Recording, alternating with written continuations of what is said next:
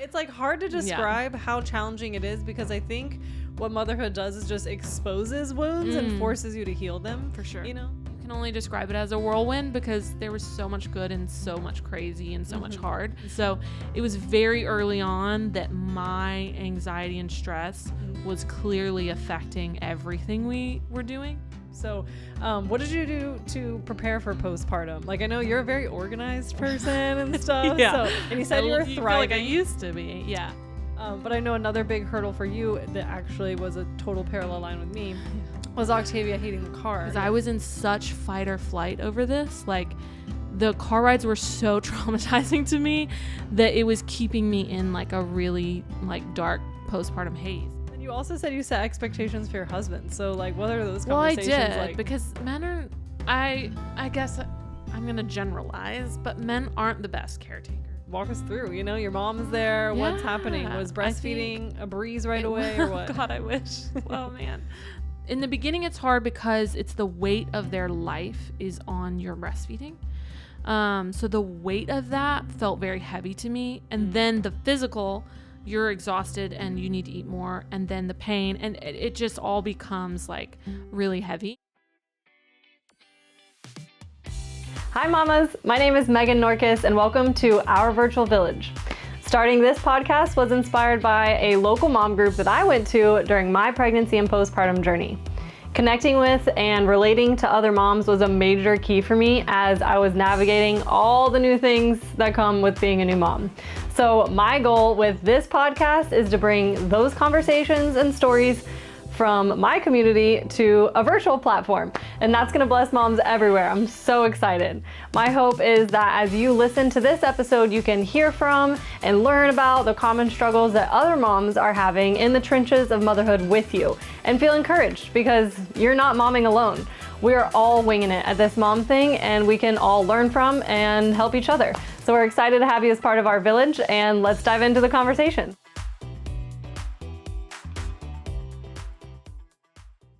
Welcome to another episode of Our Virtual Village. I am super excited for this conversation. So welcome back. I'm sitting here with Jacqueline. You may hear me call her Jax throughout the episode, but I'm actually been looking forward to this conversation for a really long time. So welcome. I'm happy you're here. Thank you for having me. I'm excited. Yeah, it's going to be fun.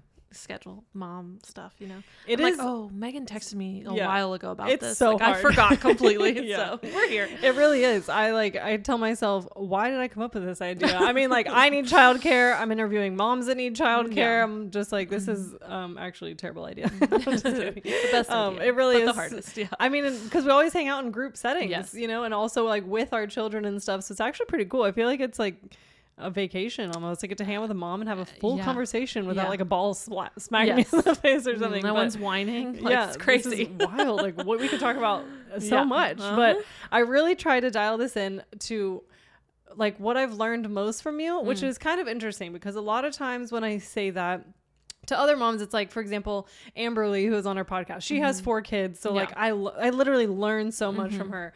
But you had your first baby after me. So when I had a 1-year-old and I was pregnant with my second, you had yours, but you still taught me so much because I feel like I see so much of myself in you as a mom, you know, like we're like the same age and stuff. I think you actually are even older than me, but I just like it was something crazy. It was something crazy. It's like a year. You're like a year older than me. Yeah. But I just feel like it was something crazy that happened when I like had just come out of my first year and the fog started to clear and you were like walking into it. Yeah. So I would come to pregnancy group and you were, you know, and postpartum group and you were like much more freshly postpartum. And I'm like, wow, she's saying some of the exact same things I said.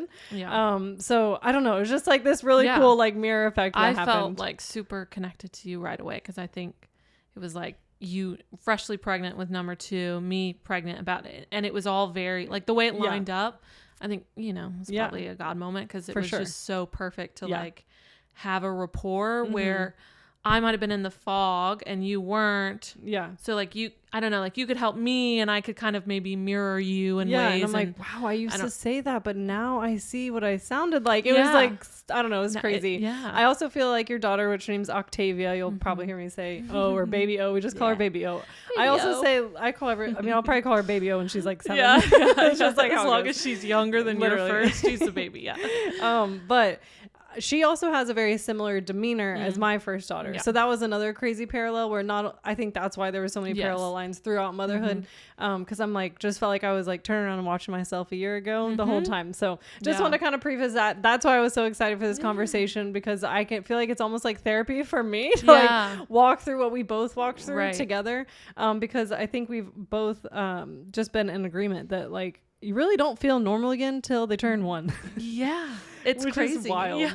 I think I always thought like, people go back to work 6 weeks later. Months. So yeah. And I was like 6 months, like 6 months is it. And I was like 10 months is it?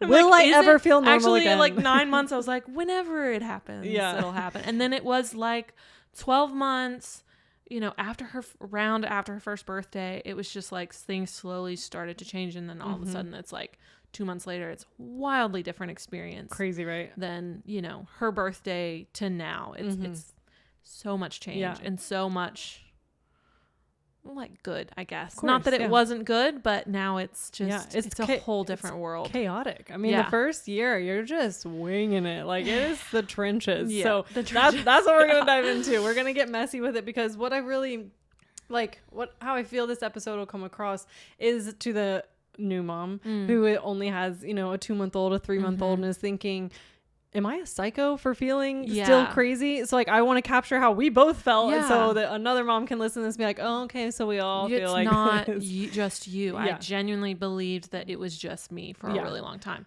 And then it was, you know, that changed. But that's the first thing I say when I see someone that I see, like you said, like a spark of like, or a glimmer of what I experience. It's like, I'm like, it's not you. Like you're not alone. Like this I feel like totally, like this is totally what I went through. I'm very quick to say it because that's what it feels like when you're in it. Absolutely. It is. And I talk about how motherhood can be isolating, but it just is like, why? I mean, do boobs always leak like this? And it's just like, you just need someone to sit next to you and just be like, yeah, that was crazy. And you're just like, it's crazy, right? You're like, yeah, we're both crazy. Because you don't realize the expectations you have. I think this is something that came to me a year postpartum. Yeah. Where I was like, why was it so hard? But like, I prepared for this, you know, I was around babies my whole life. My sister had 4, like I was at birth. Like I just thought that I was far more prepared than I was. Yeah. But you have these expectations that you don't even know are there. Totally. And then you're living it and you're like disappointed and you don't know why you're disappointed. But there was some quiet expectation happening that I don't think I could put into words going into it. So powerful. But then I was like, why am I disappointed? And I couldn't figure out why is this harder? But they were there, and even though I didn't know they were there before I gave birth, then it was like a slap in the face of like, you had expectations that are not obviously not being met, because they never are. And that made it really, really hard. For sure. And I didn't prepare for it because I didn't know that I had those expectations. Because you like feel like you're missing the mark, but 100% of the time, and you're like, what even are we aiming for right now? It's just like, you just don't know. And it's good to prepare and it's good to do all those things. But I think you learn a lot after, when you actually have the baby and you actually have a life to keep alive. You learn where those, like, you know, where those are, those blind spots. I just didn't know. And so it was a shock. It was like a big shock. World gets flipped upside down. It's so crazy. You think you're ready, and you're not ready, but it's okay. It's the best. Okay, so let's peel back the layers. So who was Jax like before you had babies? So you're married. Like, who are you? Frame it up, because we're like new friends. I met you when you were pregnant. So catch me up to speed until we enter motherhood. I actually have been having a bit of an identity crisis now, because I'm like, everyone only knows me postpartum. Like they only know this crazy version of me, you know? And I'm like, I promise I was a different person once, you know? We all were. And I feel like I'm coming back, you know, because you never go back to yourself, because even without children, there's no such, like, you always change and evolve, right? So before, man, I don't know. It's hard. I mean, I was a bit, I don't know. Let's think. Who was I pre-mom. You went to college, right? I did. Yeah. What's your I degree did. in? I actually don't even know. I had a whole life. Yeah, it's you're like, crazy. oh yeah, college. I did do that. I went to college. I studied history and museum studies, actually. Wow. So I wanted to be a museum curator. That was the dream. I loved history. I loved books. Cool. We talked about this massive reader. So that was definitely a Jax before motherhood thing. And I'm just now getting back into reading, which has been the best. So fun. But yeah, I did that. And then I did my internship like the 5th year senior, and I was like interning, and I was like, wow, I hate this job. Really? Oh, like this is really terrible. It's like really political. Yeah. So it's tough. I didn't realize what I was getting into until I already had the degree, which was a mistake of the American system when it comes to college. Like why intern at the end? That makes no sense. But yeah, and then I just didn't use it because I hated it. And so I was in restaurants, and then I ended up in events, and I did restaurant events pre 2020, and it's a really busy business. It's nights and weekends. It's a lot of work. I was definitely a work until your feet fall off kind of person, and I would like go until my body would like shut down, and then I just go to bed, and then I'd have an off day and it'd be fine. And like you cannot run that way as a mother. And that has been hard for me because that's who I was before, and even when I didn't realize it, even when I thought I slowed down, I definitely didn't. And so so that's what I did. And then COVID, everything changed. I did social media stuff for a while. We moved here. I went back to restaurant a little just for extra money. And then when I got pregnant, I was so sick, and I was like, I'm done with this. I'm not going to work on my feet every day. And so, that was job me. I've been I used to sell Young Living. That was my MLM. I had my MLM phase. I had my social media phase. So I like this kind of stuff. I like expressing myself. I'm a very creative person without any sort of talent, if that makes sense. Like literal talent. That sounds like me, actually. That's a really great summary. I'm gonna start using that to describe myself. I have no physical talent, but I'm super creative. Like I will paint something and be like, wow, that's terrible, but like I want to do things. 100%. I'm a big fan of like, reorganizing the house, anything that's like an output like that. And so that again was another hard thing I think in motherhood was like pregnancy is like the peak of being creative, and I thrived. I loved it. I was obsessed with, after the first 18 weeks where I was like misery. I was so sick. Thanks Sebastian for that. So after that, I just, from that moment on till I gave birth, like I was thriving. I was really, really, really happy in that. Amazing. I think I just sunk into it, and it became the best thing ever. And so then it was even more of a shock to have like so much of a change when I just stopped being creative after I gave birth. And so those are things that I'm now coming back to or figuring out how they fit into my new life.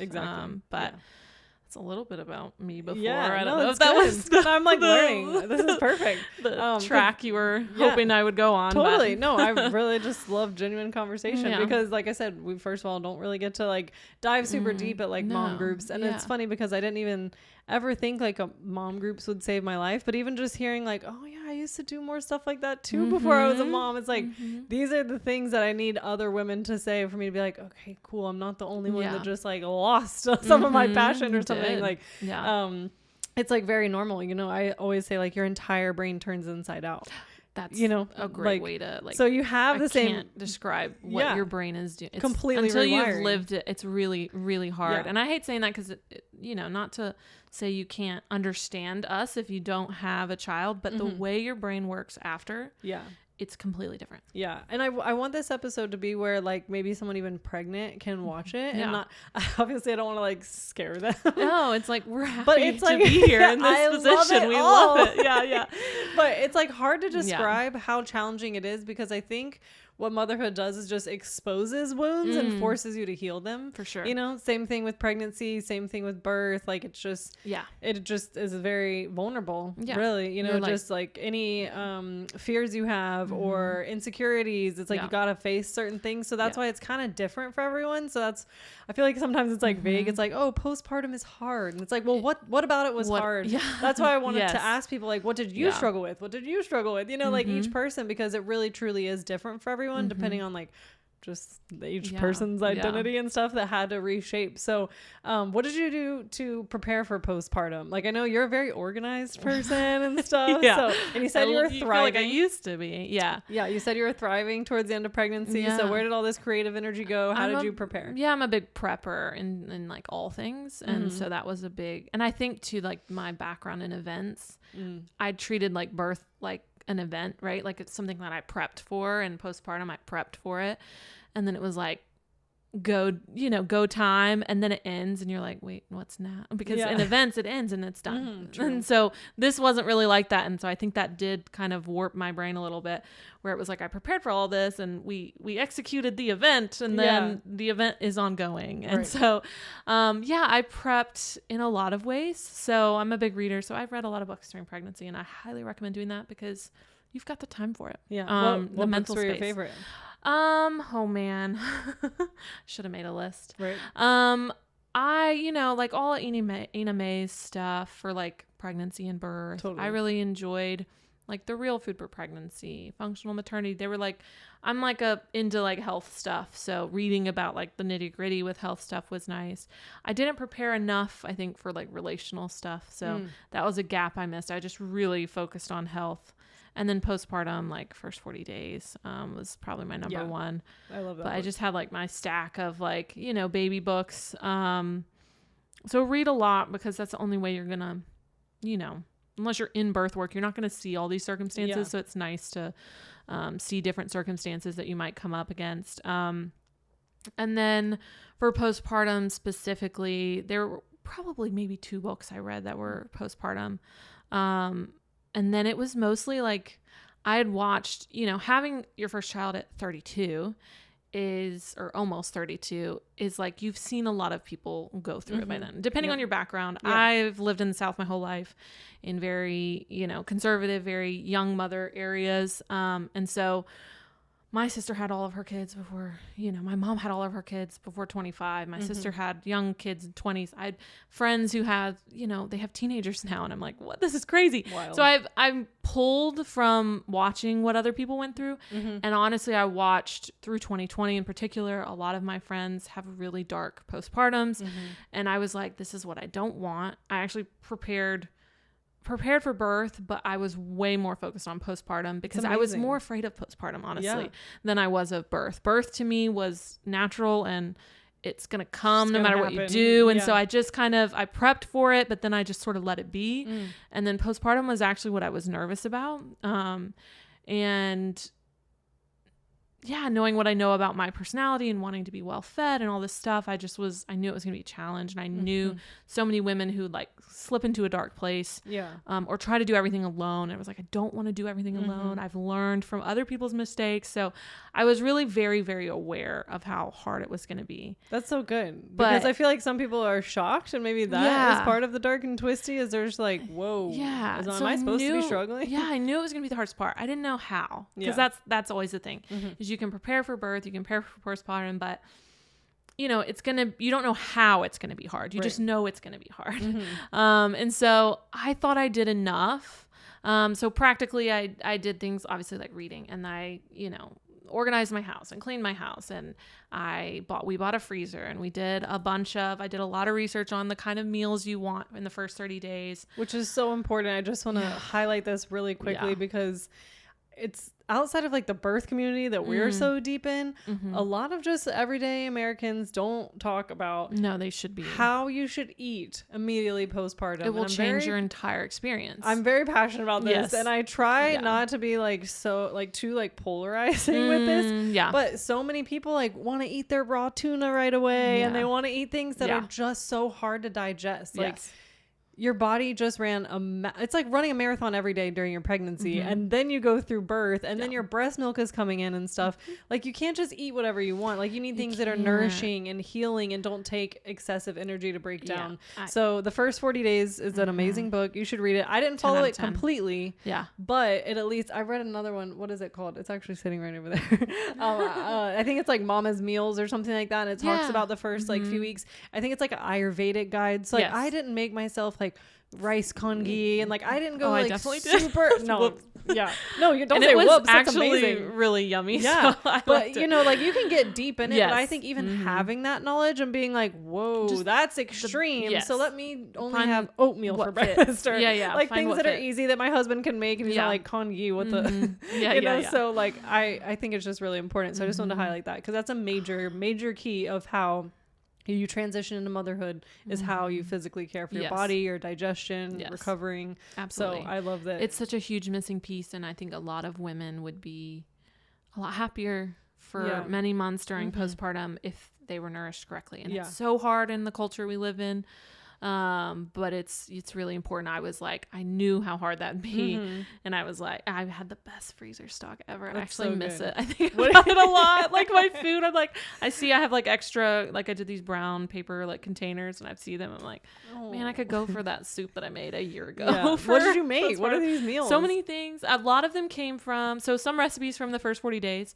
And there's a company that is now called Eat Restorative Roots. Oh, okay. And they actually do postpartum food that you can like purchase, and they send it to you frozen and you freeze it. Sweet. I did not have that in the budget, so I just used some of their free resources, some other free resources I found, and kind of made my whole binder of recipes. But a lot of soups, so white rice congee, different like ginger, carrot soups. I did like a form of oatmeal that's just like more cooked, so it was easier to digest. We did some baked goods, obviously. Let's see. So like rice, rice soups. Easy to digest. That's kind of what I did a lot of. Yeah. I'm trying to think. There were a couple other, like I did some like sort of like Cuban style beans and like just some very foods that are like really cooked a long time and cooked in broths and like those are going to be easier to digest. I can like picture my mom bringing me my first meal after giving birth. So good. And everyone in the room was like, "Whoa, that looks really good." You're like, wow. And so it was like the white rice congee, and then it was some soup, and then it added something else that she pulled out. I think that I told her to pull out. I was very specific about what I wanted my first meal to be. I was like, prep for this, okay? So I had a lot of yummy foods, and so good. I think about it a lot. Yeah, I will say, because I just had my second 8 months ago now, which is wild. I feel like it was last month. Yeah, I know. But I did get re-excited about the meals. I'm like, because I did sweet potatoes a lot. I don't really eat a lot of like baked sweet potatoes, but I would eat, and I mean, because I don't like, you're not watching your weight specifically like the first few weeks. So I'm like just sweet potato to the face. It's like 50 carbs, but I would put all these like what's it called, pecans and cinnamon and agave, warm spices, that so good. And like easily digestible warm spices and comfort. Like you do need comfort food. So if you can mix that with something that's healthy for you. Like McDonald's is not comfort food. No. But Mama Midnight cookies, these cookies that it's like a recipe for when you're up feeding baby. Like I went hard on Mama Midnight cookies every I've never night. heard of them. That's the so best. cool. I have the recipe. Cool. I think that one might be a Eat Restorative Roots. They used to be called Mama Meals, but now they're Eat Restorative Roots. But So that the prep food is so good. That's the first major key. I feel like lots of food prep for sure. And you also said that you prepared your room. You made your room cozy and stuff. What is that? I was very aware that I was going to spend a lot of time there. So I wanted to make sure that like I got new sheets because that was my thing. And I was like, I'm going to obviously after the birth, because I had a home birth, I will put new sheets in my bed. And I, had my little cart set up, and I was definitely like, I'm not going to have a TV in here. But eventually a week in, we brought in a TV too. Because we were... breastfeeding babies asleep with my mom. We were just like eating, watching Disney movies. It was the when best. else are you ever going to do this? Unless you like have the flu. Yeah. So it was just like the coziest, most comforting thing. I actually painted our bathroom like right before I had my baby. I think it was like 38 weeks. Like, I'm pretty sure you're not supposed to do that. You should not do that. I did it, but it was so nice after to have it. So sure. I think 30 weeks is a better time to do those projects.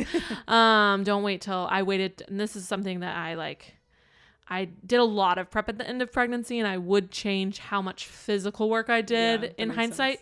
So like bump it a little bit sooner than you think. But yeah, I did make it like super cozy, and it was just, I had all my books and it was just really nice. When you actually said that, it like reminded me, I'm like, wait, before Evelyn, because now this feels like so far from so long ago now, like 2.5 years. But blackout curtains for me were a must, because I knew, like, you know, day becomes night, night becomes day. It's very blurry lines, or if you can get a nap in, like, I needed dark. So blackout curtains were huge. I also got, before I had Evelyn, I got a brand new robe, like an organic cotton soft robe. And I don't know why that just made me, I don't know, it's just like what I needed postpartum. Those things like matter, because you feel like you're crazy. You haven't washed your hair in 2 weeks and stuff. And you're like, but this robe feels nice. A new blanket and a comfy chair. That was like... it like solves all your problems. Absolutely. Well, in those moments, really. It does. Yeah. It's just like a little glimmer of like, you know, something you would enjoy. And I also, even with Lily, my second daughter, I got new slippers again. So I got new slippers and I wore them for 2 years. And then I'm like, you know, I'm getting brand new slippers. So these little things really matter. Or if you want to like spoil a freshly postpartum friend of yours, bring them some new cozy socks and some easy breastfeeding snacks and stuff like that. So those little things actually really matter. And then you also said you set expectations for your husband. So like, what are those conversations I did, like? because men are, I guess I'm going to generalize, but men aren't the best caretakers. Well, that's usually. That's not their gift. No, it's not. Yeah. And you know, my husband, we've been together for almost 12 years. So he saw me get my wisdom teeth out, and it was like this 4 hours later, he was like, I'm kind of tired of this. And I was like, babe, we've got days of this. Like, what do you mean you're tired of this? You know? And so I was very aware that he was going to be struggling. Like, he was going to struggle. Like, he was going to hit him in the face, and he was going to go, whoa. Which is I have to do what? It's you not know? uncommon. It's not, because it's not like he's been a caretaker in his life. And so I just had so many conversations, like, you know, like, you're going to be feeding me every day. You're going to have to, like, you're going to be doing the dishes. You're going to be doing the laundry. You're going to be cleaning. And he was obviously like, very like, of course, like, sure. But they don't know until they're living it. And so, and it's been 3 weeks and they're like, how long do I do? But they're for sure gonna, like, 3 days in, they're like, well, I'm tired too. And you're like, excuse me? Like, I just had a baby. And that's just what they're gonna do. So I kind of warned him as much as I could and kind of gave him resources to look at. That way you can at least point back and be like, remember we kind of talked like about said, this like first few weeks. Even if they don't do the work, like, you can at least say you tried, you know, like I tried. And my husband did a wonderful job, and it helped to have my mom there. She kind of led him. So when she left, he kind of took the reins. But, and you said your mom was like, stayed with you 4 for like, weeks. Yeah. That's so long. Heaven sent. It's amazing. I have the best mother. Me too. No, I have the best. Yeah, I literally have the best mom. So she is just the type of person that flutters in and notices what needs to be done and does it without a word. She's not someone who's like, by the way, I did all these things for you, you know? Yeah. She just notices in the background. She knows what needs to be done. She knows how I like things. She knows, you know, where she can be like, I did it this way, even though it's not your way, but it needed to get done. Like, she's just the right person to have take care of you. For sure. Outside of even just motherly love, like, it's just, she is, when she comes to your house, she does your things, I guess, if that makes sense. She doesn't take over. She doesn't, you know, we talked about things beforehand, and then she's my mom, so she knows me. And she was just so helpful. So she fed me and did my laundry and did my dishes. And I didn't go downstairs. She kept the whole, whatever was going on downstairs, I don't know. She kept it up, you know. Which is how it should be. And I feel like a lot of people don't know this, but even after my first daughter, after my second daughter, at least for the first week, I literally didn't leave my room. I think there was one time I wanted one of my supplements. It was like in the kitchen, and my husband was like outside with my toddler, and I'm like, I felt like I was sneaking out. I hope he doesn't find out that I came out. I moved. Like, wow, I walked 3 steps. We have a split level. So stairs, my midwife was immediately like, the last thing she said to me before she left was, you are not to go down their stairs for 1 week. And of course I had to, because pediatrician appointment, but I avoid, you know, it's a lot of steps. So I avoided it. I didn't go downstairs for a long time. I didn't have to. I don't know what's going on until I wanted sun. It's not my business. That was the time that I was like, I'm going to just don't mind me, I'm gonna go outside. Just a little fresh air will keep you going. So what was it like immediately postpartum? So the birth happens. I've heard your whole birth story, which is a beautiful home birth. There was challenges that came up with that, but I think overall, like, you had a pretty good experience. Praise God for that. Yes. So then just walk us through, your mom's there. What's happening? Was breastfeeding a breeze right away or what? God, I wish. Well, man, next time, God, please. It was like, I think you can only describe it as a whirlwind because there was so much good and so much crazy and so much hard. But I think the first few days, like, it was a while before Octavia, my baby, she fell asleep, and I was just like looking forward to the first sleep because the babies sleep a lot in the very first day because they just did birth and they're tired. And I was like, we're going to get like 6 hours of sleep. And she was already asleep. So we ended up getting like 4. That was the last time I had 4 hours of sleep. And so we kind of woke up, but we were, we just had our baby. So we were happy. And then, latching was weird. I remember being like, this is like, doesn't feel right. Doesn't feel wrong. It like wasn't super painful at first. It's like really like day 3, 4 where things like get hard. But it was just kind of like a blur of like hazy, newbornness. For me, it was awkward. Like my baby, for example, which I'm sure everyone, it's just awkward for different reasons. But my first daughter was only 5 pounds, so she was so tiny. So I'm like, my boob is bigger than her head. Yes. Well, I didn't know what was gonna happen because I had like, this is so TMI, but different changes in different breasts. Like during pregnancy, things change, and I'm like, I don't really know. Like I've got 2 completely different nipples. I've got 2 completely different sizes. So cool. Like it's a blessing. So fun. And so it was weird from changing one boob to the other because they were completely different. Wow. That's so interesting. And so, it was crazy. Fun times. They're even more different now. It's great. And so it just felt like, even for her, like she had to learn like two nipples to feed from. And so 2 just different experiences. So obviously she ended up having a favorite, and I was like, I don't really blame you, girl. The other one's hard. And so that really kicked in around day 3 is when, I felt okay, except for she was crying a lot, and I just didn't, I don't know, like you're in such a haze. And then it was like my milk came in really quickly. So that was a blessing, but I was just so stressed about feeding her that we just had a lot of problems. And it was the classic, like my doula was a lactation consultant as well. So when she came over, she fed just fine and fell asleep and everything was fine, but because I was relaxed in her presence. And so it was very early on that my anxiety and stress was clearly affecting everything we were doing. But it was really, really hard to like step off that ride. It was very much like, she's upset, I'm upset, she's upset, I'm upset. And we were just that way for a while. And I wish I would have taken that like day 3, having someone with me made it easier and like actually, use that knowledge, but I was just in it and it was crazy. But it was also like amazing, just like cuddling my little baby all the time. Like just, I don't know. There was so much good, but there was so much like just crazy with breastfeeding where it just never clicked fully, where it was like, this is easy. So I had a ton of nipple damage in the beginning, and then then it's hard because you can't heal when your baby's on you all the time. And so I think that became our story in postpartum when it got into month 2 and 3.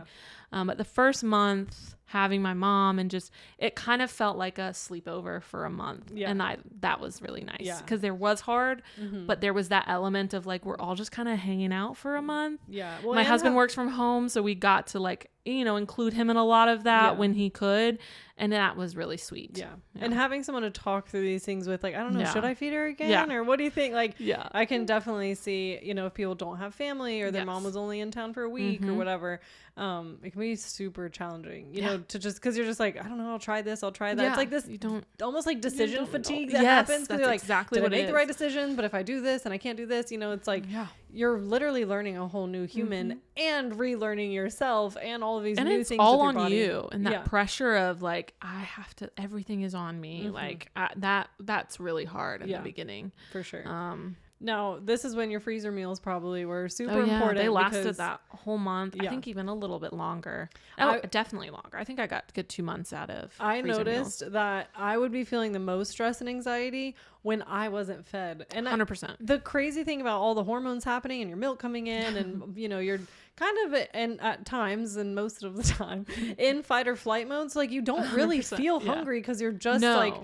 You don't feel it. It's so like cerebral. You're trying to just figure everything out that like you don't even really feel hungry. And my husband and I'd be like crying and stressing. Like, what have you eaten today? Yeah. So I would say I mean, I don't always like give all these like major takeaway tips. Like, take notes, everyone. But this is that episode. I want this to be super practical because I think there's really good nuggets in some of my other conversations. But like, I really want this to be practical. So in big bold letters, if you're writing things down, to hire someone. If it's your husband or mom, great, but otherwise like get a postpartum doula or someone to keep you fed and your water bottle full. Absolutely. Because that's when I would feel the most stress. I'm like, honestly, and I would eat and just like, then you feel like you can actually make good decisions and like pour from, you know, full cup, which is like crying cliche. isn't making you crazy. It's just crying when you're well fed. 100%. When you're underfed, it's crazy. Well, and you need more calories than you're even used to. And before I was pregnant, I wouldn't really eat that much, and then I was pregnant and ate more. But then breastfeeding is that was even a whole more. nother level, so for sure. Yeah, super important. Keep a plate, keep snacks nearby,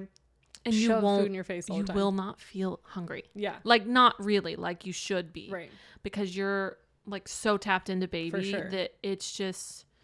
You don't. And to have someone be like, by the way, it's lunchtime. Do you want this or this? Right. Like that. Oh my gosh. Yeah. Well, because like we said, like all the days and nights are blurring together. So it doesn't even like I dropped off a postpartum meal to a friend of mine recently. And it was like by the time I got all the way to her house and stuff, it was like 7:00. And on the way there, I'm like, is it so dumb? I was asking my husband, I'm like, is it dumb to drop off a meal at 7:00? Like who eats dinner at 7:00? He's like, babe, she had a baby 4 days ago. Like, round the clock. Like this is breakfast. Eat whenever. Like, any time a big meal is great. So, so yeah, that's huge for sure. Just staying fed is way more important than I would have really ever thought for months. Like I'm not talking. This is not only the first month. Like year. Literally, I have an 8-month-old. If you're breastfeeding, yes, 100%. I have an 8-month-old, and my husband is like, your water bottle's still full from today, and I'm like, gosh, I don't even think about that. You don't.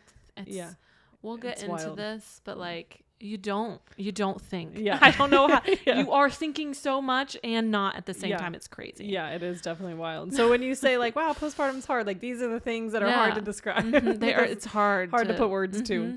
So I guess walk me through some of like, you said you had like anxiety and some exhaustion and things. Like I remember when we were new friends and you were like coming with a freshly postpartum baby, I even saw you like crying sometimes. So like just like having breaks. That's kind.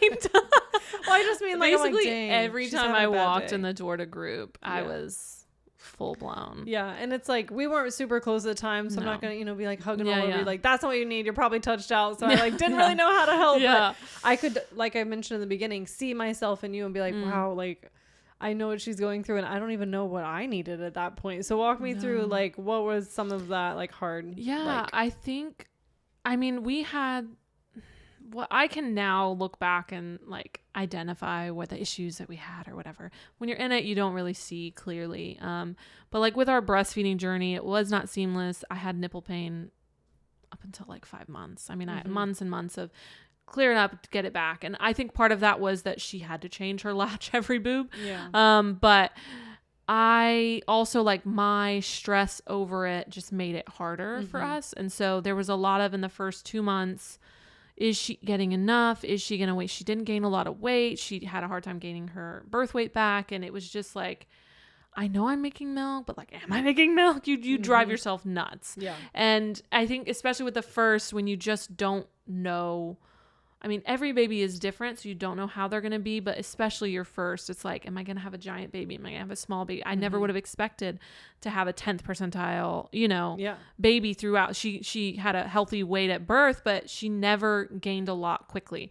And that really stressed me out because everyone was like, she needs to gain this. And then you get in your head and people talk. It's just a whole thing. Yeah. So you were pumping at one point. And I stuff, did. right? Yeah, that was horrible. Like pumping is the worst. Pumping you guys is who the do worst. that, like it's terrible. And I didn't expect how annoying that would be. Well, yeah. So you're many already moms, feeding around clock, and Yeah. then you have to add another thing on your boot. Like, and so many moms like, yeah, and then I just pump, and then like here's my freezer full, so I have I'm a like, pump, and I'm like ready to throw it across the Yeah. room. I'm like, what is wrong with me? Because everyone else can just get like 700 ounces in 3 seconds. Yeah, not and I I. will sit and pump for 3 hours. It feels like and get an ounce. Yes. It makes me crazy. It's a whole thing. Yeah. And I just, and the pump is not a baby, and it's never going to be. And there's so much like emotional components happening, right? So you relaxing with your baby, they're pulling correctly, they're eating. The pump is this plastic thing attached to your boob, and you're mad at it. Like you're not getting enough milk isn't coming, Yeah. And so But you have to be relaxed when you're pumping. That's the stupid thing about it. That's why it sucks so much. Yeah. It's like, how do I relax when I hate you? So literally my thoughts. yeah.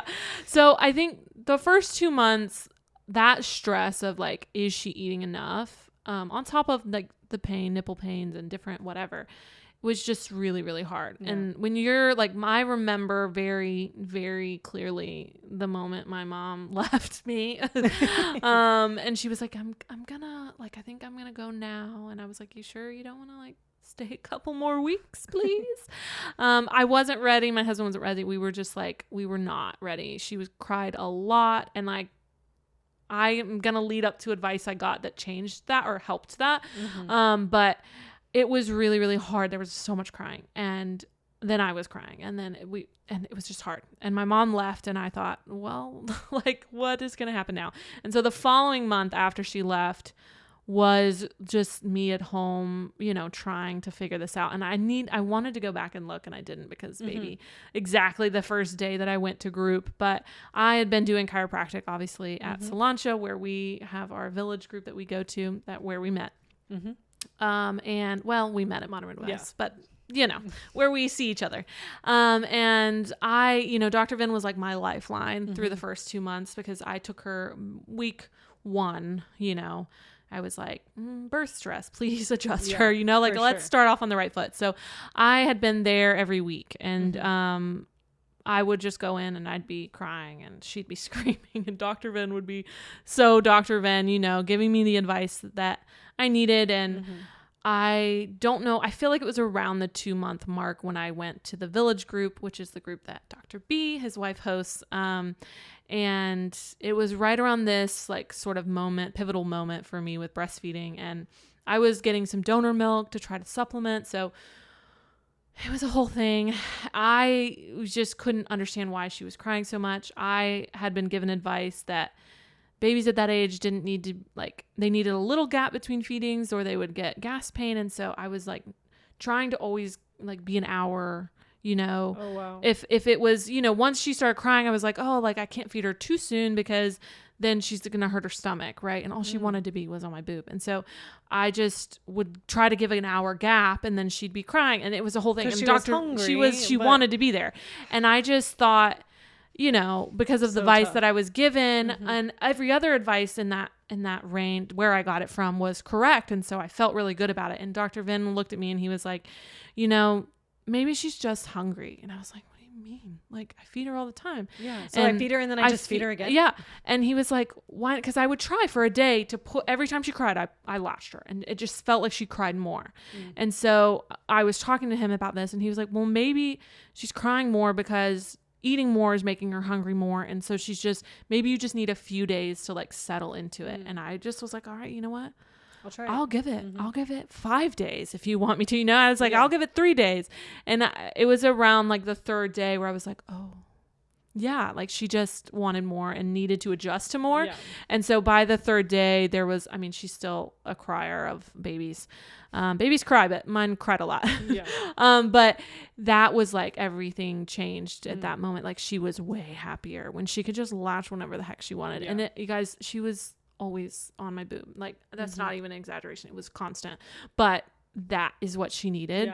Yeah. And so real quickly, I talked to a mom this week that was with me at group, and she's like, honestly, I think her baby's like 8 or 10 weeks, and she said, honestly, like the mental load of having to feed all the time is just really getting to me. So what would you say to that mom? Yeah, I was on the other side of the room, and I kind of feel like I had the moment that you just talked about at the beginning of this, where I was like, I see me in her. Totally. When she said that, I was like, yeah, man, I feel like, you. yeah. It was, in the beginning, it's hard because it's the weight of their life is on your breastfeeding. So the weight of that felt very heavy to me. And then the physical, you're exhausted and you need to eat more. And then the pain, and it just all becomes like really heavy.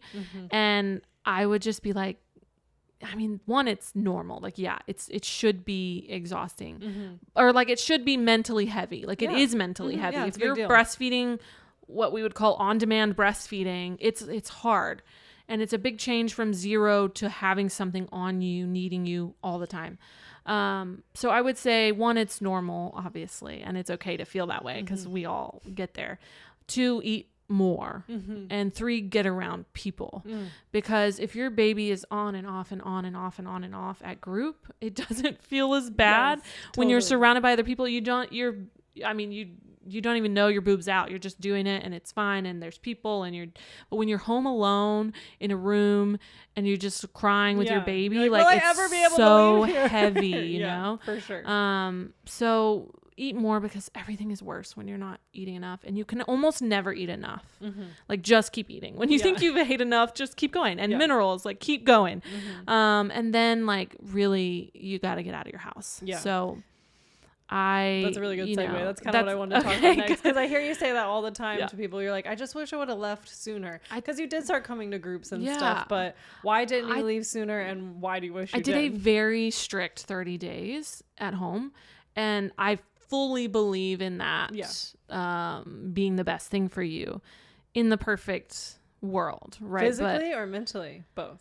Probably. Well, in the perfect world, both, because you would have people coming and going from your house. And so you would be resting and life would still be happening around you. But what happens in modern American culture is, after the first whatever weeks and people go, then you're resting still alone at home with the baby. So then it's like forces you out, and it's too early. And then physically it's maybe not as good, and you can't protect your peace from advice from random strangers. But you kind of, now I'm like, okay, well, in my setting where I live away from all my friends and family, and now I've made friends but at the time, you know, I had like one friend and my mom lives an hour and a half away. It was like, I shouldn't have stayed home for 2 months, you know, before going out. I thought, you know, I just have to rest more and then everything will be fine. But there's no mental rest when you're alone. And so now I know that, like, if you have the perfect setup where you have friends and family who visit you and who give you that community, and you're able to rest for 30 days, rest for 30 days, 100%. Do not do dishes. Do not do laundry. Do not sweep the floor. Do rest. But if you're home alone, you need to get out and go somewhere. Don't get out and walk a hike, you know what I mean? But go and sit on a couch at a mom group. You can still rest there, 100%, you know? Yeah, your pelvic floor is resting. Yeah. So that's what I didn't do. Like, in hindsight, I stayed home too long because I was so stuck in, like, it'll be better in a month anyways, so it's fine. And then it never was. And so then I was just alone. Yeah, no, it's definitely challenging. And even as you were saying that, like, you're talking about not doing the dishes and not doing these things, it's really hard. Like, as a wife, you know, now a mom, especially with my second, like, no, I keep the house running. Like, that's my role as a mother and a woman, is like, you know, I mean, my husband does cook, and he also is super into keeping the house tidy and stuff like that, but still, like, I'm usually the one that does dishes. I'm usually the one that does laundry. So, like, watching, even though it's literally, like, in the moment it feels like my house has been a wreck for 17 years, it's like, it's been 2 weeks. It doesn't matter if there's a bunch of dishes. Like, don't let that, you know, like just don't look, like, don't look in your fridge, because men don't put anything back where they belong. So like, I'm like so organized that my fridge always looks the same. Like, relatively, there's a shelf where things come in and out, but everything else just is there. And oh my gosh, When the first time I opened my fridge at like a month What postpartum, I was like, what is going on? Have you been living this way the whole time? How do you find anything? And then I just shut it and I was like, just don't look at it. If I'm not cooking, I'm not looking at it. Yeah, and so, that's good. you kind of have to. Yeah. You have to force yourself to rest. It's hard. Like my whole downstairs became someone else's problem. Yeah. And I was like, if I just think of it like at zero thoughts for it, then I was okay. But if I started to think about it, I was like, this is going to drive me nuts. Yeah, for sure. But yeah. So you started getting out more. I did. And so how was that? around the same time that I got this advice from Dr. Vin, I went to group for the first time, and I had been getting donor milk for about a week to try to feed her more to see if that alleviated our problems more than what I was. Maybe my milk is just not enough. I didn't know because I didn't know. She was crying and I was, struggling. Yeah, and so I was else. like, I'm just going to get some extra milk, and I went to group and I had kind of, me and Dr. B actually didn't really know each other. Like I kind of met her when I was in labor. Yeah. And so it was really like, I didn't really have a relationship with her before I came to group. And I was there early because it was like my first time and no one there is even on time. And I was early and we were like in the room and I was like, I don't know if like Dr. Vin has been like telling you or something, what we're going through. And she was like, yeah. I was like, yeah, we've like had this donor milk and like, she could tell I wasn't feeling good about it. Like, not that it was like wrong. It just wasn't helping us. You know what I mean? To like, it's like another thing to think about. To top off you're breastfeeding, you're pumping, and then you're doing top offs after every feed of someone else's milk. The bottles alone, the dynamics of the scheduling, it was way too much. Yeah. And she was like, looked at me and like one of the first things she said to me, she was like, just stop. And I was like, can I? She just like kind of needed that permission. She was like, just stop. And I was like, okay. Like that was the conversation. That was it. Yeah. And I've like seen this woman twice, Yeah. But like, it was like, she knew I needed permission to just let it be. Mm-hmm. And then everything changed. Yeah. Not to say that everything was easy and perfect and, all of a sudden I was overflowing with milk and Octavia never cried again.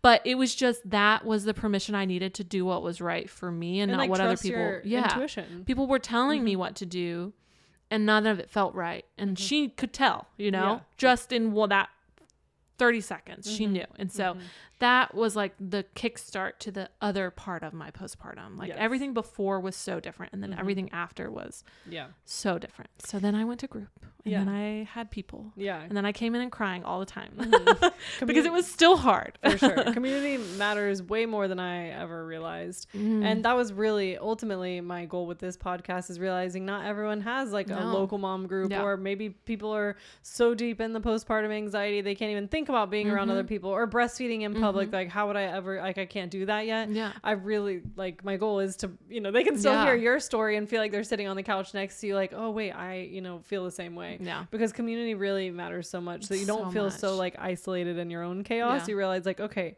like we're all kind of winging it. We all find like our groove eventually, even if it's after a year. But I know another big hurdle for you that actually was a total parallel line with me was Octavia hating the car. Yeah. Hating Evelyn, my first daughter, hated the car for her entire first year. I mean, we tried everything and she would just scream. People are like, oh, maybe you could put like a picture of you back there. I'm like, sure, I'll try it so I can say I tried everything, but it's like, it was beyond that. Like, I'm actually sitting back here with her and she's still screaming. So the picture isn't gonna, it's me and 5,000 other pictures of me and she's still screaming. People are like, oh, have you heard of the Happy song?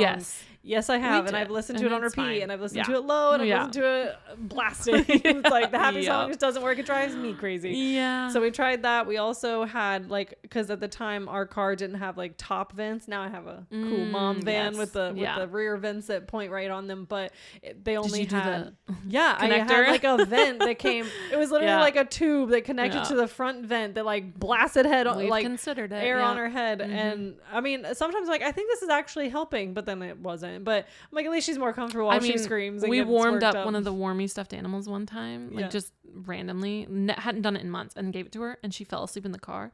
And I was like, we've unlocked the secret. It was the warm stuffed animal, and the next time it didn't work. So. Yeah. It was just a fluke. Yeah. We would listen to the happy song or, the first time we got the air tube to blast the air back there. I'm like, well, I think it actually works. It was actually just kind of distracting her a little more. And then it was twice as bad after that. So that is very hard. And I remember asking other moms, I'm like, does your baby hate the car? And they're like, no, not really. Like they fall asleep. I'm like, what? Yeah. I got a car hater? Like, why does God hate me? Like, I'm so glad you were there because I would have felt, I mean, there are many nights where I was like, why have you abandoned me? Yeah. And that over this situation would have been one of those, like if I hadn't met you, and then I know one other mom who eventually was like, oh, her firstborn daughter also like screamed in the car until after a year, and I would have felt like even more alone than I already felt because it was so isolating. Getting to group, that's why I walked in the door crying every time because we were crying in the car before we got, and getting there was such a chore, like emotionally on me, but I knew I had to do it because it was always worth it. For sure. But like that was the only thing I did all week because you're saying I couldn't drive this was your anywhere. relief. You're like, once I started getting out of the house, it felt so good. And then I was hating the car. And you're just like, so now I don't leave? Like, this is what I need. So you would battle that. It's hard. It was really hard. Little did I know because I was in this trap. Like, oh, it's just going to get better in like a month. Right. And so I didn't leave my house for the months where actually that was the best car experience we ever had, where she was, new, fresh enough that eventually she'd fall asleep. Right. But that stopped and we struggled and we still struggle in the car and it was isolating. So what's been your solution? How do you go anywhere? I mean, just time, man. So, we that's tried what all I used the to tell things. you, and It's so disappointing to hear. You probably wanted to slap me. You're like, so I just waited out and now here you are. But it's saying, like just time. Worst case. It's gonna end. Like it will end. We're not quite at end, but we're getting there. But I did all the things, like you said, the songs and the breastfeeding to sleep and then hoping they stay asleep and then getting them asleep and putting them in. And then she wasn't a pacifier girl, but occasionally she'd take it in the car. And so she's just like praying that she takes the stinking pacifier so we can get this 45-minute drive done, and I'm like, reaching, doing the really safe hand reach of putting the passy back in her mouth. I tried to, start when she's super, super happy and then she'd be happy. No, I tried to start when she's super, super tired and then maybe she'd just fall asleep. No. So there was really the happy song. She really did like it, but then 2 minutes later that's it, like it's done, like it didn't make the whole rest of the car ride fine. And she really, music doesn't really make an effect until like 5 months plus. Really, they don't pay attention to it. And so we just struggled like really, really, really hard for a really, really long time. And so you would try to just not leave the house? Well, I just wouldn't leave the house alone. I have grocery shopped less than 10 times in a year by myself. Really? Because I wait until my husband can go with me.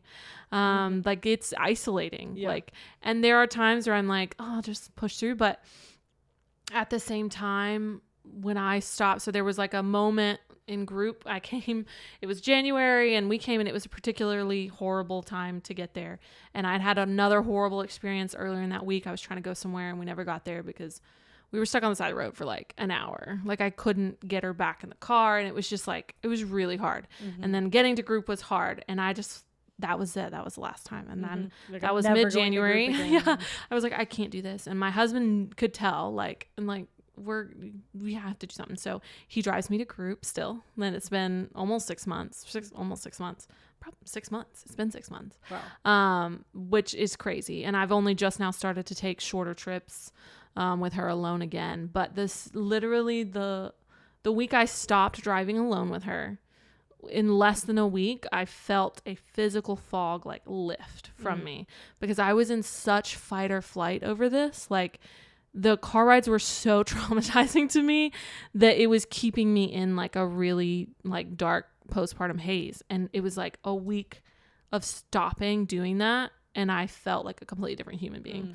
And I was just because you were avoiding the stress of being in the car with a screaming baby. Yeah. Because it was so, it just, I think after 6 months of it, it was 7 months of it, you just hit a point where you just can't do it anymore. I'm like, I'm losing my mind. Like for sure. It's in the stress of even thinking about getting in the car before you even have the bad experience. It's a bad experience, Totally. And so I thought, okay, maybe he'll drive me a couple times because I need a break. And then everything, like I felt so much more human that I was like, I think we have to like keep doing this. Like I can't That's so sweet. drive 30 minutes alone with her and we're on the side of the road trying to breastfeed. There's so much that happened that it was just so heavy. And for it to change so quickly, like my day-to-day changed so quickly just by stopping. For sure. I was like, okay, like this is what we have to do. And so now we take, about 10 or 15 minutes I can go with her alone where we're practicing, we're building our way up. And is she like happier? It's better, 100%. She loves to be entertained, so I'm usually back there entertaining her. But when I'm alone, I can get about 15 minutes out of her before, that's that's good. You're making progress. Yeah. No, that's totally how Evelyn was. Right around a year, she started kind of being like that, where I'm like, I don't know, I think she's getting better. And then by a year and a half, I'm like, wait. We drive and breathe all the time. We can now. Actually drive and not be in fight or flight. Like fight or flight is killer. And the cortisol alone, like I can like go back and pictures of my postpartum and look at every month and just see the effect of that on me. Totally. And like it's heavy like that. And if there's like that one thing that is really, it's like whatever your postpartum experience is, that's the thing that's giving you the highest amount of cortisol. Like to the best of, not everybody's husband can make sure he can drive you and work from the car or whatever in the middle of a Thursday. But if you can find a way to relieve just that one heavy thing, I think that you should try. Well, and specifically with like a baby screaming in the car, women feel it differently than men. My husband would be like, just tune it out. I'm like, you don't understand. I feel my milk letting down. No, it's an experience. If you're watching a video, I'm like, my milk is letting down. I'm like sweating. Yes. Like I have a physical response to this. That's very different than being like, oh, the baby's crying, tune it out. And I've had people be like, oh yeah, my baby like cries, and then they fall asleep. I'm like, no, this isn't the same. No. Like, when you have a baby who truly hates the car, it's a totally different experience. Well, like my second daughter, when I'm putting her in the car, it's inconsolable screaming. She cries. I give her passy. Sometimes she does or doesn't want it, and she's crying like, "Oh, this might be a tough car ride." And I can feel like the postpartum from my first feel it daughter. Kicking in. Yeah, I'm like, God, she's gonna scream. Literally, we have a 25-minute drive home, but then my second daughter, she settles right down and will go to sleep. I'm like, why?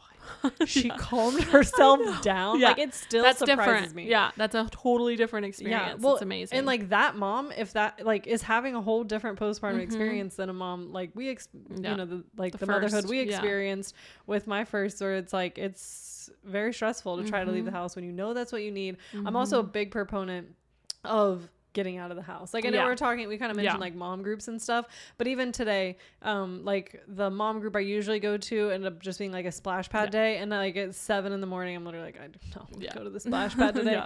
But I knew I'd be home like towards this afternoon and recording this and then be home with my husband tonight, so I'm like, whatever. And every single time, even if I go to the park for 30 minutes and come back, I feel so much better. Like it's my kids nap harder. I feel better. You get fresh air, change of scenery. Like my 8-month-old was like kind of like fussy on the way home, and she wasn't super happy. But she came home and passed out because she had some stimulation. Nice. We're not staring at the same four walls. So I always say choose your hard. Like, yes, it's hard to leave the house, but it's, in my opinion, harder to stay home. Absolutely. Even if you have to pack the snacks, pack the bag, listen to the screaming in the car, like still, you even said it's still worth it. Yeah. Yeah. If you find the thing that actually fills you up, like do it. And then now we're in a position where we actually have a golf cart now, and we live in a community where we can get to a few things via golf cart, and she's much better on the golf cart. And so we've been doing pools in the morning. I'm like, we're just going because we're driving ourselves nuts at home. We can go after breakfast. We spend 2 hours out of the house. We come back, eat, and it's nap time. Like the day is like totally different 100%. When we get out. It is. That's like probably my biggest mom tip is like try to do some sort of outing. Yeah. Honestly, even on days like when I was very freshly postpartum with my second daughter, it's, a whole different thing leaving with 2 kids. And like I was still resting, but my toddler needed to get out of the house. We would just go to the pet store. And she would look at fish, and there's a little puppy store near our house, which I'm not even a big fan of, like puppy pet stores, but we can go look. I mean, they're there, they're cute. Yeah. And she loves it. She would run up and down and talk to every single puppy for 15 minutes, and then we would just come home. Yeah. Maybe we'd walk around Target. Yeah. And it's just like made the day better. Yeah. You can get out and be restful. And I think a lot of people I think why the advice is like, don't do that. Like, stay home, stay in your bubble, is because most people will go out and they're like running errands and running themselves ragged. Yeah. And that's not what we're talking about. No. We're talking about getting out for things that are for sure gonna be uplifting you instead of dragging you down. Yeah. Like, I'm not going to get out to go see family that stresses me out. Yeah. But I'll get out to go see, you know, puppies. friends or puppies. Yeah, absolutely. Sign me up for puppies for sure. Oh, it's so funny. Uplifting. Puppies are for sure uplifting. Mm-hmm. Yeah, I guess, I mean, this is kind of everything I've wanted to capture. I guess we'll wrap it up by just, you know, looking back at how I felt after the first year of motherhood. Like, after a very, you know, crazy tough year, and being like, gosh, I just wish I could find myself again. And God, I'm like breastfeeding constantly, and like, this is so heavy, and like, when is it going to end? And like feeling all of this, then you start to feel the separation. Like, I remember like when my daughter didn't, like, we night weaned not too long after she turned 1. And my husband would put her down, and like, I just wanted to cry myself to sleep, because I'm like, what, I just sleep in a different room now, or like in bed, like what? And I'm like, I would always complain about, you know, gosh, I nurse her to sleep, and I just wish I had 15 minutes to myself after she goes down, but like, whatever. And it's like, then you miss those slow moments, and you miss being pinned to the couch. Like, wait, that was it? Yeah. It was only a year of just me and her, you know? And like, now slowly, like, she can play across the room and not look and make sure that I'm there, or she can, like, I know the other night, Octavia went with your husband to pickleball for the evening or whatever. Like, I remember I started, cause I was reflecting like on this after we had talked the other day. And I remember being like, maybe I should start kind of like going to the gym, because I would do walks and I would do stuff at the house. So I'm like, maybe I could like actually I'd love to go to the gym. Yeah. And I would complete a task, and he would just send me pictures, and she's having fun at the house, and I was like doing something for myself. And as much as like every day of that first year, I looked forward to something like that, of like, can I just leave the house alone? Like, it feels like that would never happen again. Yeah. It also is like, it's a different kind of hard, because you are like, man, I can just leave the house without a diaper bag now. Like, and she just doesn't even need milk. They just give her food. Yeah. It's a bittersweet change, For and sure. mostly sweet. Like, your rational mind, your day-to-day mind is, oh my God, thank God. Yeah. You can play over there and be happy, or my husband can take you for like 3 hours. Like, you can go hours without me. Like, that's life-changing. But then a part of you in there is like, so what do I do? But you're me and I am you. How are we separate, you know? Because you spend a year of being one almost, and you not know almost. They're separate, but they're not, you know? And so that was a big moment for me, where I was like, oh, thank God, I can just like, I think I was like trying to read a book or something. I like didn't have any tasks to do, and I was just gonna like do something for me when he took her to pickleball. And I was just texting him. I'm like, what is she? Where is she? Like, you're playing, but you're like watching her, right? Like, and there's that side of things, but then there's the other side of like, but I'm missing out like on what she's experiencing right now. Yeah. And that hit me, and I was like, that's a weird, like, I didn't expect that kind of like, there's like, are you doing it right husband thing, because we all have that. But it was just like, but is she having fun without me? It was like, he took her to the pool the other night. The whole time I'm thinking, like, I want to like watch her on a video. I want to see what she's doing. And it's weird to have experiences separately. Totally. Because her entire life, most of her experiences have been me and her. Yeah. And so my normal brain is like, like, obviously we have to like, you know, be individuals, but there's always that in the back of your mind where it's like, oh, this is weird. Actually, it's really, it's a strange place to be in. It really is.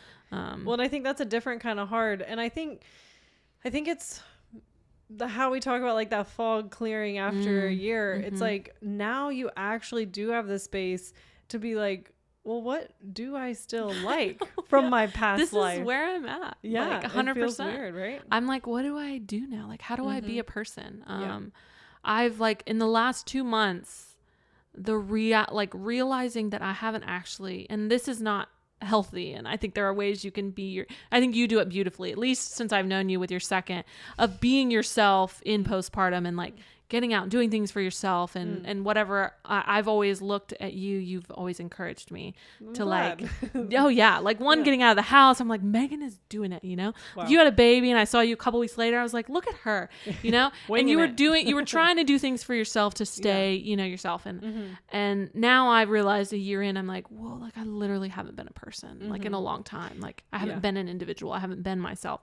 And so you have to like sit back and be like, okay, so like there's me before, there's me now. Like where do we like, who am I now? Like, cause you don't really know. Cause you're not thinking about yourself. Yeah. For that whole year, you're aching for, you know, just to find yourself, but you're a new person now. So you have to like find some of those hobbies and things you used to really enjoy, but interweave it into test it out again. You're just literally trying. I'm like trying things on now. I'm like, how do I like hobby? Like, how do we talked about this, but I like went and bought clothes for the first time. I'm like, I went shopping. Like that's crazy. For sure. I'm like wearing new clothes, like that kind of stuff. It's like that really happens at 1 year. Yeah.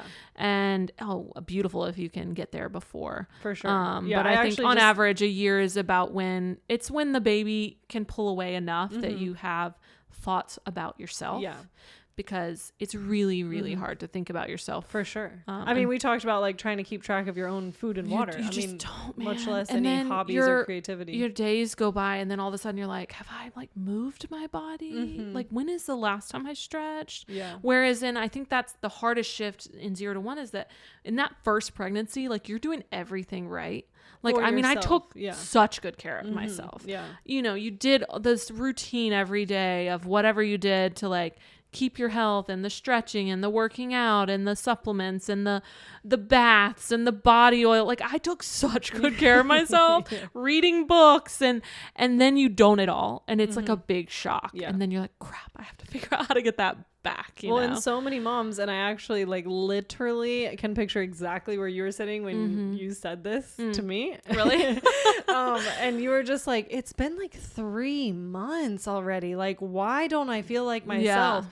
And I remember, you know, kind of like the parallel lines we were talking about. I was like, just over a year postpartum, pregnant with my second, and I was starting to feel what you're feeling now. And I just remember being like, 3 months is nothing, girl. Like, give yourself grace. Nothing. And you're like, really? Like, I feel like 3 months is long. I'm like, I know it feels long, but just give yourself more grace. Just sink deeper into it. And you just have to I guess what I want to say is you have to slowly put the pieces together. I think so much, maybe from like Instagram or just culture, I don't know where it comes from, but it's kind of like, oh, I need to find myself again. And I like thought it was going to be like after 90 days or I don't know, 6 months, like you said, or whatever, all of a sudden I'm just going to wake up and feel like myself. But it's like, feel like slowly, past you. Like I'm going to be who I was. But it's like you have to slowly like take those little pieces of like, you know, I was always a very active person, but now I do walks with my daughters, which is very different. My toddler wants to walk, so I can't actually exercise because it takes forever or whatever. But it's like you find these little things where like, you know, I'm outside and walking my toddler, so it looks different, but you have to just like take these little pieces and then like that's when you start to feel like yourself again is when you like slowly work up to finding what you were passionate about and what you used to love, but finding how you can love it again now in a new season. What it is now. Because I think a lot of people get stuck, and I think that also makes postpartum really dark, is when you're at 3 months postpartum and you're like, I got to get back to being me. But there is no back to being you. Like, you're never going to be who you were before you had a child. Like, that's crazy. And I think that mindset shift of like, even without a kid, like you're not going backwards. We're always changing. We're always going forward. So yeah, you had a time where you didn't do anything you liked. So yeah, you have to kind of pull back and be like, what do I like? Do I still like all these things that I liked before? And how do they fit into my life now? And how do I be who I'm becoming rather than trying to go backward? Going backwards will only hurt you. Yeah. And looking back, you know, I've tried not to do that because I've knew that before, but it's hard not to be like, what about that person that I was then? It's a new you. It's a new life. So pulling the pieces from the old life and trying to like fit them in this one, you know, or like feel them out. I feel like you have to try on lives now when you're like rediscovering because you've put it on pause for so long that you don't really know what works. Yeah. So if you're in your first year postpartum and it's been 3 months, 6 months, 9 months, and you're still not quite there, just know, like, you're in it for the long haul. Even now that I have a 2-year-old and I'm like in my, like, have a second kid, now I'm starting to see, like, okay, this is who I, like, am as a mother. And I'm, like, sinking into it. And, like, because you truly get a new identity. And it's not like all of a sudden you're a mom and, like, that's your identity. It's like you're literally being a new human. Like, you're getting used to loving new things and prioritizing new things. And, like, what we're saying, putting these pieces back together. And until you get in that groove and a good rhythm and things, like, it's okay to, like, feel like a stranger in your own body. Yeah. Like, you're not the only one. That's what I want the mom. And I think if you're feeling that way, that means you really gave it your all. Yeah. And you really connected to being the best mom for your baby. And you're prioritizing. And that's why you stopped thinking about yourself, you know? So good. And so when you're looking at whatever time frame that is, like, gosh, I hope it's earlier than a year. But if it's not, that's fine too. One, it's normal, right? But two, it's like, that means you, like, you did it, you know, you cared enough to maybe lose yourself a little in the benefit of someone other than yourself. And so investment. I think that, like, the shock of how selfish you were able to be beforehand, like, you really realize it for sure. And you're never going to be that selfish again. Like, that's hard. I honestly think if we boil it down, that's the hardest part. Because I said this in another episode, so I don't mean to repeat myself, but I don't consider myself, like, an overly selfish person. Like, I honestly really looked for it, like, because me and my husband were together 10 years before we had kids. So I'm like, I'm ready to prioritize someone else over me. Like, I'm ready for motherhood. I don't want to be selfish. You know, I don't want to just be able to travel whenever I want, or work whenever I want, or work out. I want to do the hard things for the good reasons. I really truly did, but that still was the hardest part, to be like, it is. You can't just be like, gosh, I'm tired, I'm going to bed. No, sorry, you have to bathe the baby. You have other stuff to do. Like, there's just other, like, there's other things you don't realize. I think maybe just the word selfish. It like, makes it you negative. Don't realize how selfish you were, and I don't even mean to say selfish like that, but you just don't realize how you really could do just what you wanted. Like, you like didn't what have popped to, in your brain only. There's not too much else to consider that were because adults, like, important. You were with other adults, like, even your husband, your family, whatever, like, we're all adults and we make our choices and live our lives, and they can get over it if I want to do this, right? But your baby can't. You know, totally. No, they need to eat. You know, like you gotta take care of them. So just to wrap it up, like, now that O is one, like, if you could be the one comforting yourself crying, what would you tell yourself in those hardest moments? It's hard. Like, I guess that, like, it all ends, and it'll be okay. Like, it's stupid hard. Like, it was stupid hard. Like, you just need to cry about it, and you just have to feel it, because it's going to be better. And I think that, like, there are things I look back and you're like, oh, I could have done that better. But a lot of it you just have to go through. And a lot of it is unfortunately just time. But that, honestly, I think it's better than someone being like, well, this worked for me, and when it doesn't work for you, it's like, great. But, like, time always works, you know, time will work. And on your timeline, but it will work, whether that's 6 months, 9 months, 12 months, 18 months, that you're going to have a moment where you look back and you're like, that's actually the past now, you know? And I think that, like, I was really hard on myself as far as, like, just feeling like everything I did was wrong, or like, I'm not doing it right. Like, clearly I'm not doing it right. Like, she's upset or whatever we're going through.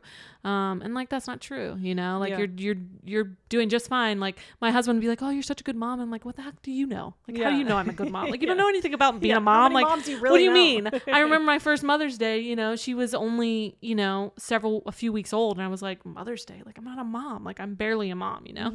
And I think at a year I can finally be like, oh, I am a mom. You know, I feel like a mom. And so I think you're really hard on yourself, and you don't really believe yourself, but you have to believe yourself, and you're doing a good job because you're showing up.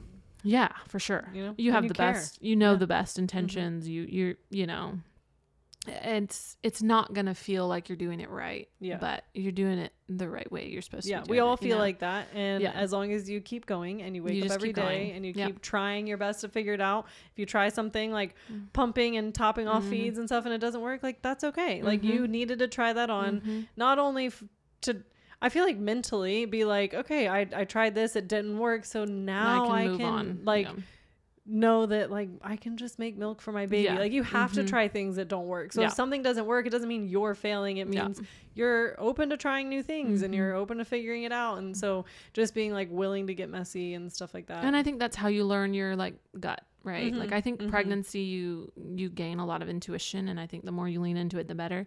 And then in motherhood so far, like every decision you make, but every like thing you try that doesn't work, you'll feel it. And I feel like that's like why that one moment with Dr. B was so profound for me, because it was like I felt it immediately. Yeah. And it's like you can do things that you were like, oh, I did the wrong thing, I wish I would have done this different, but really you're just kind of training your own intuition too. And I see that looking back, I'm like, I've really trained my intuition, and that's good, because that's what's going to carry you, for you sure. know, like you're not going to ruin your child by like trying to feed him one way or another, trying to get him to sleep one way or another. Like I remember there's been times we've had this is definitely a topic for another day, but I had a rocky road with Evelyn like sleeping, and she was terrible napper, and like she'd never nap more than 20 minutes her whole first year. Like it was very tough. And I remember being like, well, I don't want to start rocking her to sleep because then I'll have to rock her to sleep forever, and I don't want to start doing this because then it's like, try it. And guess what? This month, if she enjoys rocking, then you get a little extra sleep. But then if it doesn't work long term, you can change it again. Like I think so many things feel so permanent in that first year. Like, is this how my life is going to be forever? And I don't want to make it worse. Yeah. Like, especially with sleep. That's like, I mean, we have a whole sleep story, but totally. You know, I was texting Dr. B really late, like 3 a.m. one night. And I was like, I'm insane. Like, I'm losing my mind. Like, how are we backtracking? How like everyone's like, it's gonna get better, it's gonna get better. I'm like, we just been getting worse. Like we just get worse, not better.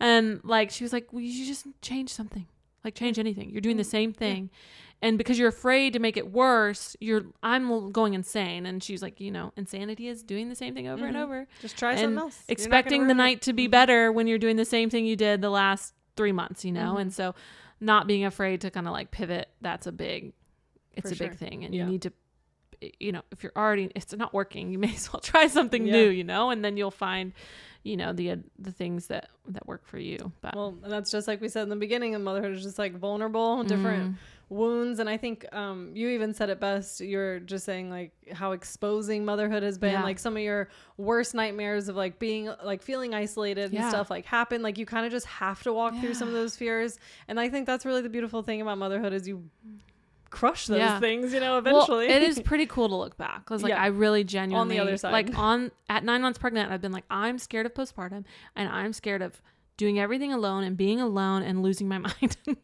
And I was like, you did, but I did that, survived. and I even lost my mind. But guess what? It was okay. Like here I am in new clothes. We're fine. Yeah, like we survived it. We did it, and like it is kind of cool to do things that like that would have been your worst fear, and you're like, I'm actually on the other side of that.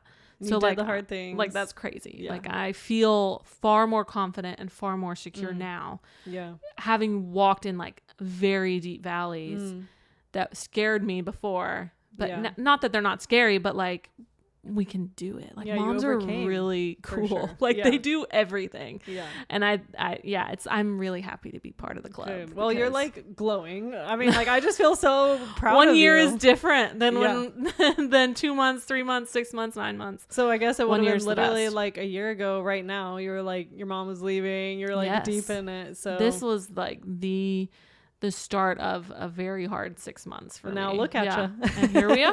That's so good. I'm so proud of you. It's been a beautiful journey to watch because you're awesome. But also, like I said, I see so many parallel lines with my journey. Yeah. So I hope this blesses moms out there. I pray that, you know, our stories and experiences moms can relate with and feel a little less crazy and sleep a little better knowing they're not the only ones. So. Yeah, you're really not. Yeah. It's never just you, you know?